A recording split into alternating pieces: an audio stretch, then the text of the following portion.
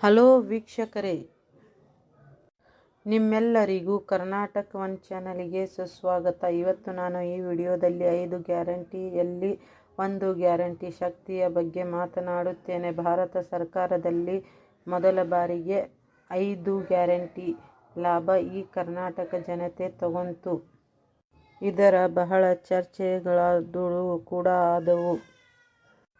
ಸ್ವಲ್ಪ ಜನರಿಗೆ ಈ ಶಕ್ತಿ ಯೋಜನೆ ಇಷ್ಟವಾಯಿತು.